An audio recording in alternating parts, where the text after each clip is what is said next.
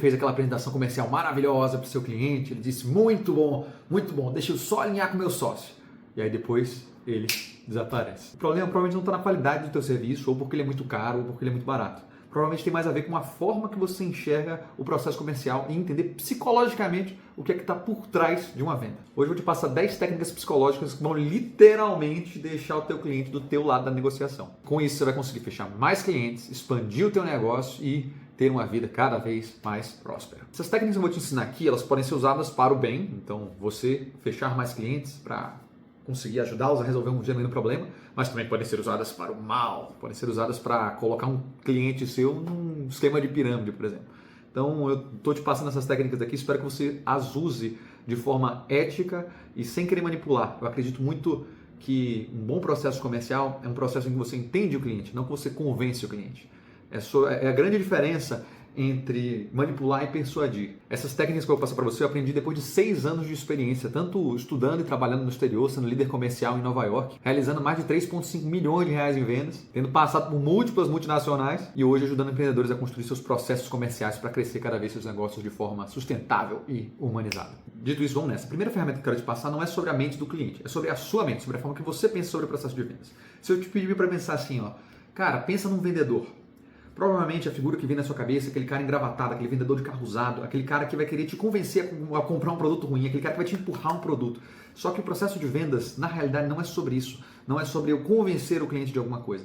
É sobre eu identificar uma necessidade do meu cliente, identificar um problema que eu posso resolver e eu ajudá-lo a tomar a melhor decisão possível. Então, partindo do pressuposto que você tem um produto bom, a venda, ela não é para ser algo que parece assim que eu estou forçando a barra, eu estou querendo convencer essa pessoa. Não, é para ser muito mais você ajudando o cliente a resolver um problema. E partindo desse pressuposto, a venda, eu sempre gosto de pensar nisso, vender é gerar valor. Você deveria, na tua cabeça, estar indignado do cliente não ter resolvido aquele problema ainda. E você, lógico, é responsável por evidenciar que aquele problema pode ser resolvido e que você é uma potencial solução para ele. Então a primeira ferramenta, a primeira forma de pensar é que vender é gerar valor, não é para forçar a barra. Essa segunda ferramenta aqui eu recebi de um dos melhores professores lá da Universidade de Miami, o professor Ian Sharf. E ele falava o seguinte, nunca faça reunião na sua sala. Sempre faça reunião no escritório do cliente. No primeiro momento eu pensei assim, cara, o que esse cara quer dizer? Isso foi numa época pré-pandemia, Mas o que é que ele se refere? Quando você vai no escritório do cliente, você vê várias coisas lá que podem fazer você se conectar com ele. Você chega lá e aí tem a bendita da foto da família dele, tem a foto de uma viagem que ele fez, tem uma foto de uma coisa que ele valoriza. Todos esses elementos são coisas que você pode usar para se conectar genuinamente com o cliente. Eu tendo a dizer que uma das matérias-primas da venda é a confiança. E para você gerar confiança no teu cliente, você precisa de conexão. Para você gerar conexão, você precisa de pontos em comum. Quando você vai lá, você tem um banho de potenciais coisas para se conectar com o cliente. Diferente de quando ele vai no teu escritório, que pelo contrário, ele está num lugar que ele não está confortável, Ele tende a subir a guarda. E como é que isso se aplica no contexto de fazer uma reunião online? Eu te faço 2 provocações em relação à reunião online. Primeiro, preste muita atenção sobre o teu background. O teu background é um portal para o teu mundo e para as coisas que você valoriza. Então você colocar coisas no teu background, de coisas que você pode vir a se conectar com o teu cliente, são muito importantes. No meu background aqui mesmo, eu tento ser muito intencional. Eu coloco aqui os meus quadros de Nova York, que tem a ver com o fato de eu ter ido morar em Nova York, ter morado 1 ano e meio lá, trabalhando lá. Eu coloco meu piano, não dá para ver aqui, mas tem um violão também. Quando eu faço reunião, geralmente eu faço desse lado aqui. Então a pessoa vê o violão também. Se ela gosta de violão, se ela gosta de música, ela já tem onde se conectar. Então seja muito consciente do que está no seu background. Da mesma forma, olha para o background do cliente. O background do cliente é um portal para o mundo dele. Você consegue assumir várias coisas em função das coisas que estão atrás dele. Quais são os elementos, quais são os objetos. Tem alguma coisa que você pode chamar a atenção? Tem alguma coisa que você pode se conectar? Lógico, não é todo cliente que vai ter um bocado de pistas de conexão no background. Mas preste atenção nisso que você vai ter um bocado de oportunidade para você se conectar com o seu cliente. Técnica psicológica número 3. Nunca sente do outro lado da mesa do cliente. Isso aqui também para reuniões presenciais, tá? Se eu estou sentado aqui e o cliente está sentado do outro lado, existe algo entre nós. Existe uma barreira, literalmente, física entre você e o cliente. É quase adversarial, eu contra o cliente, mas a gente não quer o cliente do outro lado da negociação, a gente quer ele literalmente do nosso lado. Então sempre que for possível, quando você tiver uma reunião com o cliente, tiver uma reunião numa mesa, numa sala, sempre tenta se posicionar para estar do lado dele. Lógico, não existir contexto em que o cara está no escritório dele, você não vai chegar e obrigatoriamente sentar ali, mas se você conseguir construir um ambiente, um espaço em que vocês possam sentar de lado, em que vocês estão juntos, olha como é diferente, Aqui estou eu contra ele. Se ele está sentado aqui do meu lado, de repente eu aqui com um caderninho e tal, fazendo umas anotações e tudo, e mostrando para ele, desenhando, estamos nós dois observando, tentando encarar um problema. É completamente diferente. Então, se você coloca o cliente do seu lado, literalmente ele está do seu lado da negociação. Você vai tender a quebrar as barreiras dele, ele fica muito mais próximo de você. Técnica número 4, o cliente se importa muito pouco sobre o seu serviço, ele se importa muito sobre os problemas que ele tem para resolver. Então, fale dos resultados que você vai gerar e não obrigatoriamente de todos os detalhes esmiuçados de como é que seu produto funciona. O cliente quer saber de resultado do lado dele e não obrigatoriamente de como você vai fazer aquele negócio funcionar. Exemplos que acontecem muito com clientes meus, vou dar exemplo, gestores de tráfego e consultoria. Com frequência, quando uma consultoria vai fazer uma apresentação de processo comercial, ele vai querer detalhar na vírgula todos os detalhes de como o projeto vai acontecer. E o cliente, muito provavelmente, não vai ser convencido pelo detalhe específico de como o projeto vai acontecer. Mas sim, o cliente vai comprar o projeto se ele perceber que existe um potencial de resultado a ser alcançado e a probabilidade desse resultado ser alcançado é alta. É isso que faz o cara comprar. Não é obrigatoriamente passo 2, passo 1, passo 2, passo 3, passo 4. Vejo isso muito com gestão de tráfego também. Primeiro nós vamos fazer A, depois nós vamos fazer B, depois nós vamos fazer C. Depois desse processo aqui, a gente vai fazer uma pesquisa assim, assim, assado. No fundo, o processo não é tão importante. Lógico, o cliente tem que entender macro como é que vai funcionar o processo. Mas se você passar muito tempo da apresentação só detalhando processo por processo, a chance de você perder o cliente, ele desconcentrar da tua apresentação é enorme. Se essas 4 ferramentas que eu te trouxe até aqui geraram algum valor, já clica aqui em gostei, se inscreve, faz essas coisas de YouTube todo. Quinta ferramenta psicológica aqui, né? Eu tendo a não falar muito dos gatilhos mentais, mas tem um gatilho mental que é do primeiro livro que meio que mapeou os gatilhos mentais, que chama, em inglês chama Persuasion, em português chama Armas da Persuasão, do Robert Cialdini. E ele fala de um gatilho mental que é pouco comentado, que é a ideia do gatilho mental da congruência. Qual é a ideia do gatilho mental da congruência? Quando a gente diz sim para uma coisa repetidas vezes, é difícil a gente dizer não para ela depois. Vou dar um exemplo aqui, assinei academia. Mesmo eu sem ir para academia, eu continuo pagando, dizendo que um dia eu vou lá para academia. Eu vou para academia, tá, galera? Beleza, pessoal? Você começou a ler aquele livro, não está gostando do livro, leu 60% do livro. Mas aí você faz, não, só vou pro próximo livro quando eu terminar esse. Mesma coisa com aquela série da Netflix que você está procrastinando só para terminar. Então quando você já deu sim para aquele livro ali 1, 2, 3 vezes, assinou a academia 2, 3, 4 meses, é difícil você sair daquilo ali, é difícil você dar para trás. Eu mesmo estou com um livro agora, pelo amor de Deus, para terminar o segundo livro da série Mistborn, que é um ótimo livro, mas não vem ao caso aqui para esse contexto. Então quando o cliente te dá sim várias vezes, fica mais difícil dele te dar um não depois. Então, a grande provocação que eu tenho para você aqui é você dar oportunidades para o teu cliente dele te validar, dele dizer sim. E eu não estou falando aqui só para você usar isso de uma forminha de manipuladorzinho assim e tal. Não, eu estou falando para você colocar momentos estratégicos dentro do teu processo, tanto de diagnóstico quanto de apresentação de proposta, em que o cliente possa te dizer se está fazendo sentido ou não. Por exemplo, eu gosto muito da apresentação de proposta, principalmente para projetos mais complexos, colocar um slide de contexto. Pô, então foi esse o problema que a gente identificou, e aqui são as potenciais soluções que a gente vai construir. É isso mesmo, cliente? São essas as dores que você me trouxe que são realmente importantes para você resolver? E ele vai dizer sim, ou então ele vai dizer não. E se o cliente dizer não nesse momento, não, cara, na realidade essas aqui não são as dores prioritárias. Então, é uma informação boa para você, porque você não vai perder tempo fazendo a apresentação de proposta para uma dor que não precisa de solução para o cliente. Você dá um passo para trás e volta. Tá, então, cliente, quais são as dores reais mesmo que você está precisando resolver e para entender se eu consigo te ajudar a resolver o seu pedido do seu problema. E eu gosto de fazer essas perguntas de validação em etapas, né? Então, em dado momento, você pergunta para validar a dor. Cara, a dor que a gente quer resolver é essa mesmo? Beleza. Depois você mostra a potencial solução. Cara, aqui ó, a gente está pensando em resolver o problema dessa forma. Essa forma de resolver o problema te apetece? É algo que seria interessante para você? Sim, legal. Beleza. Você pode colocar também a autoridade. Cara, a gente resolveu esse problema dessa forma para X clientes. Olha só esses X clientes aqui. Cara, quais desses clientes aqui você achou mais legal o case? Aí ele fala, tá te dando um sim também, né? Você percebe que você faz essas validações todas antes de chegar no preço. Porque senão quando você chega para validar tudo de uma vez só no preço, o cara tá cheio de objeção e aí você não consegue dar o próximo passo. Outra ferramenta que casa muito bem com essa é uma que se chama Looping, é do Lobo de Wall Street. É muito interessante o Lobo de Wall Street porque eu sou um cara que defende venda humanizada, né? E o Lobo de Wall Street tem aquela coisa de venda agressiva, de Wall Street mesmo. Mas se você parar para ler o livro dele, Caminho do Lobo, Segredos do Lobo em português, The Way of the Wolf em inglês, ele tem muita metodologia, são metodologias bem objetivas. Elas fogem até dessa ideia da venda super agressiva. Ela vem para quebrar a venda pedacinho por pedacinho. E essa ferramenta, o Looping, que o Lobo de Wall Street traz, ele fala do seguinte, ele gosta muito de usar a pergunta de 0 a 10. Então, cliente, de 0 a 10, quanto que isso aqui é um problema para você hoje? De 0 a 10, quanto que você achou interessante essa medida dessa solução? Cliente, antes de te mostrar o preço aqui, de 0 a 10, supondo que o preço encaixe no teu bolso, quanto tu estaria empolgado para dar um próximo passo hoje? Isso tudo são perguntas que vão medir o quanto o cliente está empolgado. Se o cliente dá um 9, dá um 10, ou te dá um 8, mas que com uma expressão de que está muito empolgado, então tudo bem, segue para frente. Agora, se o cara te dá um 5 numa resposta dessa, é legal você fazer um loop, você voltar, tá, então, vamos dar um passo para trás, cliente. Por que é um 5? O que é que faria ser um 10?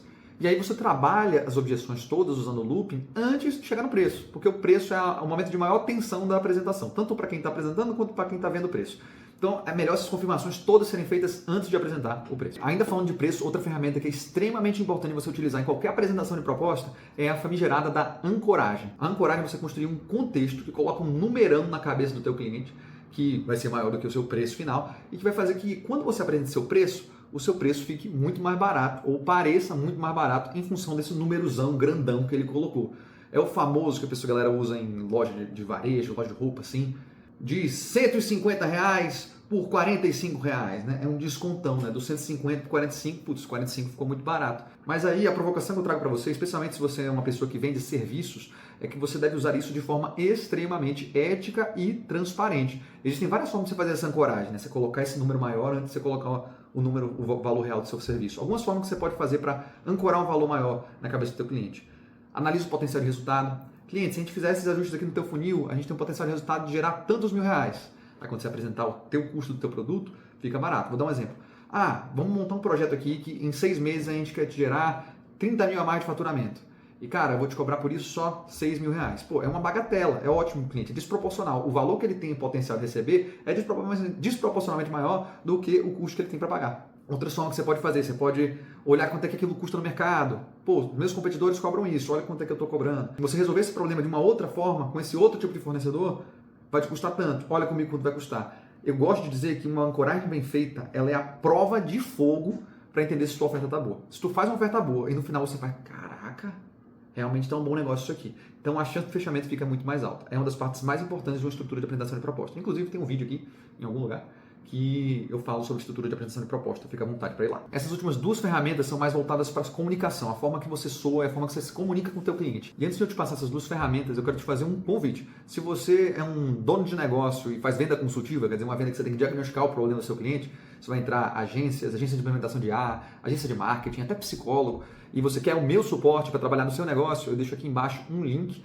Você preenche um form super rapidinho aqui, se demete, eu te chamo para a gente fazer um bate-papo, entender um pouco mais do teu negócio. E se fizer sentido, daqui a pouco a gente está sendo parceiro de negócio aí no futuro. Dito isso, vamos para essas últimas duas ferramentas, que essa aqui, quando eu dou meus treinamentos nas empresas, é uma coisa que a galera explora a cabeça. Então vamos nessa. É muito importante que você adapte a tua comunicação ao perfil comportamental do teu cliente. Clientes com perfis comportamentais diferentes precisam de coisas diferentes para fechar negócio. E é muito importante que você identifique o perfil comportamental dos potenciais clientes que você vai atender para você poder adaptar a sua comunicação. Tá, eu tenho um vídeo completo sobre isso, tenho treinamentos maiores sobre isso também, mas vou te passar aqui quais são os 4 perfis de cliente e o que é que cada um deles está buscando. Quando eu te explico os 4 perfis de cliente, eu queria que você lembrasse de pessoas que podem ter cada um desses potenciais perfis. Beleza, vamos lá. Os 4 perfis são dominante, amigável, analítico e comparador. Vamos lá, estou fazendo uma adaptação aqui de um outro modelo que o professor Ian Scharf, aquele que eu falei da Universidade de Miami, passou também, que é uma ótima ferramenta. Dominante. Dominante é aquele cara que quer tomar a decisão, ele quer mostrar que ele é o bom. Geralmente os CEOs, geralmente os grandes líderes, eles têm um perfil dominante, né? Eles querem sentir que eles têm as rédeas da comunicação. Se você tentar ser maior do que ele, provavelmente vai dar ruim. Esse cara aqui está muito focado no resultado. O cara amigável, ele é aquele cara, geralmente que é mais brotherzão, gosta de todo mundo. Muitas vezes esse cara vai fechar negócio num happy hour, num jantar. Ele vai fechar negócio em função não obrigatoriamente de quão bom foi a sua apresentação comercial, quão bom é o seu serviço, mas o quanto ele confiou em você. Então você precisa dar relacionamento e confiança para esse cara. Depois disso, você tem o analítico. O analítico, ele é um cara que ele tem um perfil muito mais técnico, geralmente. Se você está fazendo uma apresentação para um board, você tem vários tomadores de decisões, o cara com perfil técnico provavelmente é analítico. Esse cara é o cara que você tem que esmiuçar um pouco mais os detalhes de como você vai fazer para chegar lá. Se o dominante ele está preocupado no resultado, tá, mas o que é que eu vou ganhar fazendo esse projeto com você? O analítico, ele está preocupado em, tá, você está me prometendo esse resultado aí, mas quais são os passos mesmo? Eu falei lá atrás que é legal você esmiuçar, né, todos os detalhes do processo. Esse cara é a exceção. Se você tem um cara analítico, fica de olho quanto que ele precisa que você dê os detalhes de como chegar lá. Geralmente é um cara que vai ficar mais de olho nesses detalhes. E o último tipo de cliente aqui, que eu tô chamando eu aprendi lá atrás como steady relator. Eu tô chamando aqui de comparador. O cliente comparador vai ser aquele cara que ele tá buscando o status. Ele quer o do bom e do melhor. Então você vai convencer ele através de provas, mostrando que você tem um prêmio, mostrando que você é bonzão. Pessoalmente, é um perfil de cliente que eu vejo com menos frequência. E pessoalmente também é um perfil de cliente que eu gosto menos de atender. Mas quando ele aparece por aí, você tem que sempre mostrar prova que você é muito bom. Ele sempre quer fechar com o melhor, a melhor opção de todas. Então, recapitulando, o dominante, ele quer ver resultados, o amigável, ele precisa de confiança e relacionamento, o analítico precisa entender muito bem o processo, e o comparador, você precisa mostrar para ele status, mostrar como você realmente é a melhor opção. E a última técnica psicológica para você aqui é em relação ao seu pitch de voz. Com isso eu não quero dizer se a sua voz é aguda ou se a sua voz é grave. Eu quero que você pense aí, quando você está falando com o seu potencial cliente, para que local que você leva a sua voz. Porque você tem dois locais que você pode levar a sua voz. Se você leva a sua voz para cima, deixa mais aguda no final, opa cliente, como é que tá? E aí, velho, de boa, pá? Você tende a gerar uma sensação de amizade. Eu digo que é uma sensação aérea, é mais leve, é uma sensação ali de, pô, vamos ser brother, vamos ser amigos. É muito legal, no começo da apresentação, você usar esse tipo de tom, chama de up talk, né? Você jogar a voz mais para cima no final da frase, mais aguda no final da frase. Um exemplo que eu dou, minha família é baiana, né? E o baiano, ele por natureza é um povo muito quente, muito amigável. E quando você escuta o sotaque baiano, ele tem muito essa característica. E aí, velho, pô, de boa, como é que tá? E aí, pô, velho, você não tá ligado, foi barril ontem e tal. Tipo, é sempre trazendo pra cima. E isso naturalmente dá uma proximidade, mostra, cara, eu não tenho nada pra te esconder, eu não sou uma ameaça pra você, vamos ser brother. E funciona isso aqui, principalmente no começo da call. Mas quando você chega do meio pro final ali de qualquer bate-papo de vendas, em que você tem que mostrar que o negócio é mais sério, não é legal você ficar usando up talk o tempo inteiro. É melhor você usar um outro instrumento, que é o down talk. O down talk é você, no final da frase, terminar mais grave. Não é você falar grave o tempo inteiro aqui, como se fosse o Tom Michel. É no final da frase você aterrissa para um tom um pouco mais grave. Então percebe como é completamente diferente? E aí, cliente, vamos fechar? Cliente, então para a gente dar os próximos passos, a gente segue por aqui. E aí, cliente, o que você achou do valor? E olha que coisa interessante, repara na última apresentação comercial que você fez, na hora que chegou a hora de falar o preço, na hora que você estava mais nervoso, como é que você falou? Você subiu a voz ou você desceu a voz? Olha que coisa interessante, eu sou músico, né? Claramente. E quando você vai pegar o vídeo de algum músico desafinando, por exemplo, no palco, geralmente ele desafina para cima e não para baixo, ele semitona para cima e não para baixo. Por que isso acontece? Porque quando você está adrenalizado, você tende a falar mais agudo naturalmente. Quando você está com adrenalina no teu sangue aqui, você está com as cordas vocais aquecidonas lá, preparado e tal, então você consegue cantar mais agudo, você canta mais agudo. Mesma coisa acontece quando você está num momento de tensão ali, putz, eu preciso fechar, você está ali com a corda no pescoço, ali atrás da sua meta, você fica nervoso, naturalmente você fala mais agudo. Então repara, última vez, como é que foi que você falou quando você foi fazer uma apresentação comercial, se foi para cima ou se foi para baixo. Cá estava eu aqui revisando esse vídeo que você está vendo aqui agora e percebi que das 10 ferramentas que eu tinha separado, eu só gravei 9. Então eu queria parar aqui para te passar mais uma ferramenta que não tinha sido gravada no vídeo original. A que eu quero te passar é relacionada a reduzir a fricção do teu cliente, né? Quanto mais fácil for para o teu cliente te responder, melhor vai ser, mais rápido ele vai te responder e mais fácil vai ser para ele tomar uma decisão de fechar com você ou não. Então, o que é que eu quero dizer com isso? Sempre que você for mandar mensagens para os teus clientes, busca fazer da seguinte forma, algumas boas práticas. Evita textões muito grandes, sem negrito. Então, sempre que você vai fazer um texto maior, procura dividir ele bonitinho em parágrafos, usar o negrito nas coisas mais importantes. Outra boa prática, sempre coloca uma pergunta no final, na última coisa que você for pedir para o teu cliente ou falar para o teu cliente, busca botar uma pergunta, porque isso facilita ele saber qual é o próximo passo. Então, perguntas que você pode fazer, pode inclusive dar opções. Cliente, então nosso próximo passo seria fazer uma reunião aqui para eu te apresentar a proposta. Eu estou disponível nesses 2 horários, qual deles você prefere? Entendeu? Se você tiver que mandar áudio, sempre manda depois do áudio também um resuminho, assim, uma frase sobre o que é e qual é o próximo passo que ele tem que dar, ou a próxima coisa que tem que ser feita, ou uma pergunta para entender do lado dele o que é que tem que ser feito. Porque quanto mais fácil for para o cara consumir teu conteúdo e entender o que ele tem que fazer, maior vai ser a tua conversão. O que é muito importante, a última mensagem ser uma pergunta. Porque pensa que quando ele vai abrir a mensagem, a última que fica lá na notificação é a pergunta. Então, se ele vê live que tem um texto grande, alguma coisa assim, dificilmente a pessoa vai querer abrir. Mas se ela pega, vê a tua notificação, vê que é uma pergunta fácil de responder, aí a chance de você manter o contato, manter a velocidade de contato ali é muito maior. Outra coisa importante, buscar deixar as respostas para os teus potenciais clientes o mais rápido possível. Acho que eu tenho outro vídeo que eu só falo sobre isso aqui. Mas às vezes a gente pensa assim, cara, eu vou ser inacessível, eu vou demorar para que eu responder o cliente. Às vezes a gente pensa que o bendito do seu relacionamento com o cliente é um joguinho de date, de relacionamento. Assim, a menina demorou a me responder, eu vou demorar a responder o cliente também. Não, pô, responde o mais rápido possível, assim que possível. Lá, você estava lá em Nova York, quando eu estava por lá, a nossa meta era responder todos os e-mails do cliente, idealmente com o problema que ele pediu já resolvido em 15 minutos ou menos.